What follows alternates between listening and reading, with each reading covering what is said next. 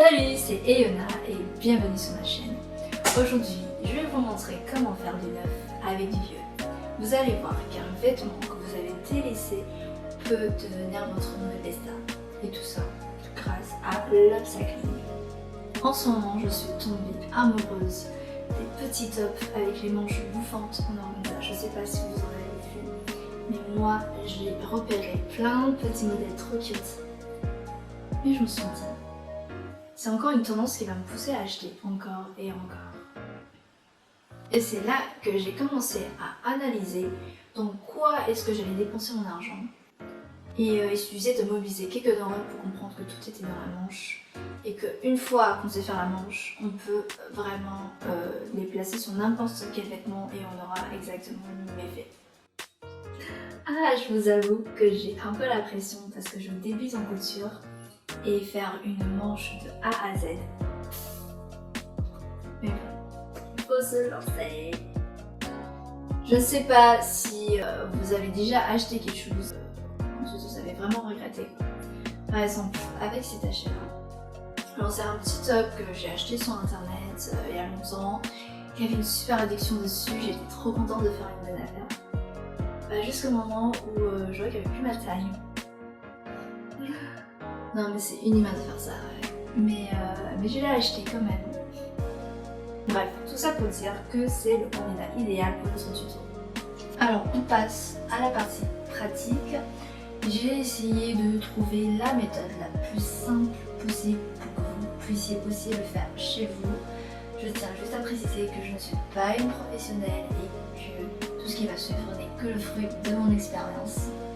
Donc si vous trouvez que certaines choses ne sont pas faites ainsi, mettez-le en commentaire pour que tout le monde puisse en profiter. Pour l'achat de l'organza, je vous conseille de prendre le vêtement avec vous pour éviter d'avoir de mauvaises surprises. Comme moi. Non, en vrai, j'ai essayé de trouver la couleur la plus proche. J'espère que ça va pas rendre trop moche. Alors, voilà la situation de l'encolure. Elle est clairement trop basse. On va la remonter. Évidemment, ne vous inquiétez pas. On pourrait éventuellement couper, mais il faudrait de ce fait découdre, recoudre, changer la monture, etc. Non, ce sera un chantier trop long. Gardons notre énergie pour la manche. Donc l'idée ici, c'est juste de manger le surplus de tissu en créant des fronces. Comme on ne sait pas dessiner une manche de base, on va utiliser les anciennes comme modèle. Donc pour cela, on va commencer par les découdre, soit avec un déco-vite, soit avec des ciseaux ou faites avec ce que vous avez chez vous. Observez bien comment votre buste est joint à la manche, puisque vous allez devoir la remonter après. Mettez aussi un repère au niveau de la ligne d'épaule et aussi différencier bien l'avant du dos de la manche. Moi j'ai mis des épingles à nourrice, mais vous faites avec ce que vous avez, un feutre, un stylo. Pour éviter que votre manche soit déformée, notamment si vous avez des tissus assez fluides, tracez 2 axes perpendiculaires et placez les 2 coins sur la ligne horizontale. Ensuite, reportez la longueur de manche désirée. Moi j'ai choisi de la faire arriver un peu en dessous du cou, je trouve que c'est assez élégant. Pour que la manche soit bouffante et non collée à la peau comme c'est actuellement, il lui faut ajouter un surplus de tissu. Et pour cela, on va devoir bricoler un petit peu. Premièrement, on vient diviser la manche en plusieurs parties. Ensuite, on vient recoller ces différentes bandes sur une autre feuille et on va les écarter de manière régulière pour avoir notre surplus. Donc, lorsqu'on les écarte horizontalement, on va créer du volume à l'horizontale. Donc, si on veut avoir bombé vers le haut, et bien on vient ajouter le surplus sur l'axe vertical. Donc, c'est ce que j'ai fait. J'ai ajouté 3 cm en haut et 3 cm en bas. Et pour finir, on retrace le tout en ajoutant les marges de couture, mais aussi les repères d'épaule, d'avant et de dos. Et voilà, le patron est fini. Alors tout ce travail sert à pouvoir couper notre tissu à la bonne taille. Attention, les bords des tissus fraîchement coupés sont extrêmement fragiles et peuvent s'effiler rapidement. Donc la première étape, on surfile les contours.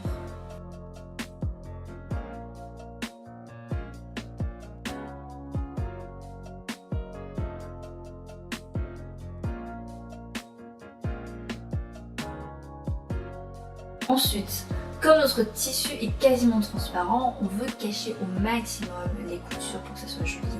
Donc là, on va utiliser la couture anglaise.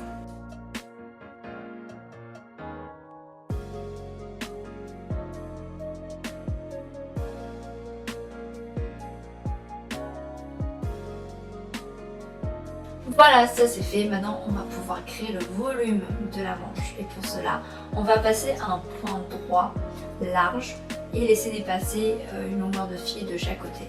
Le principe ici, c'est qu'en tirant sur les fils, on va raccourcir la longueur et ainsi créer des petits plis. Et ce sont ces plis qui vont générer le volume.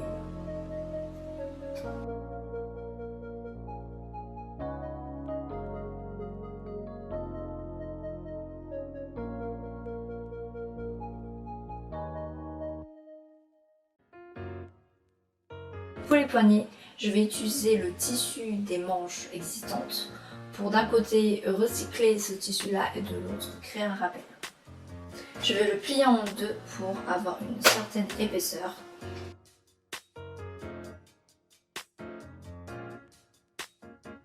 Et on surfait le tout et on ferme l'anneau. Maintenant, assemblez endroit contre endroit la manche et la poignée.